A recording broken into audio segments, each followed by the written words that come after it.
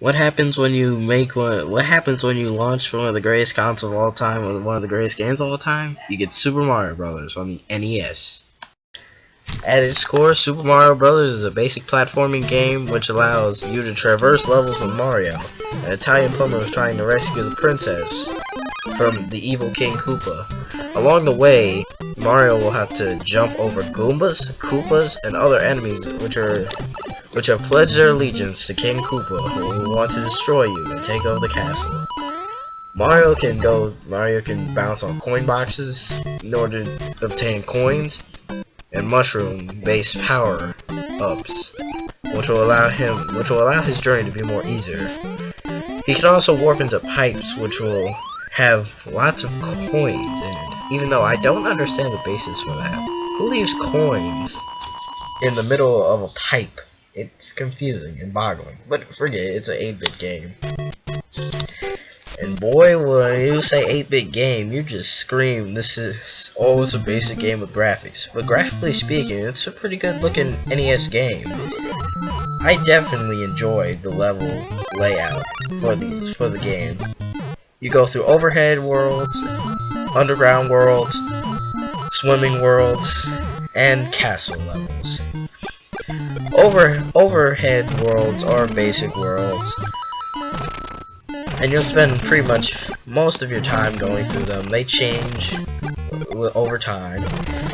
Underground worlds are worlds in which Mario, it's more of a darker, creepier way of trying to spread it. Also, underground worlds contain hidden warp zones, in which if you warp Mario through there, you'll be able to discover large chunks of worlds and get to easier and have an easier time completing the game.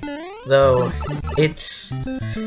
I would say don't do that if you really want the full experience. But if you're speedrunning, I definitely say do it.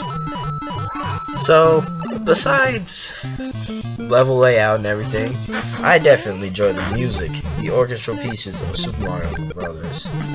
It's definitely some of the best music. It'll get looped in your head and you'll just be bopping along to the music. And that's saying something, because even so many years later, these musical pieces are still being used in newer Mario games. I think that's pretty amazing, considering that this game is aged pretty well. And standing them on other games, I could even rank it above lots of newer games, because it's just that good. And I love the difficulty level. It's easier for beginners, but when you start to get good, the level design changes to make it harder. Enemies become more fiercer, and becomes an abundance to search for hidden power-ups that can make your life easier. Speaking, like I said, the power-ups are mushrooms, which will grow Mario, a firefly, which will turn Mario into a chef, which will burn his enemies, and a power star, which will make Mario invincible for a short amount of time. So overall, I'd say play Super Mario Brothers. Play it on Wii, Wii U, emulator, ROM, or get the original NES cartridge, because it is truly an immersive adventure, which gamers should definitely check out if they truly want an experience which will last forever.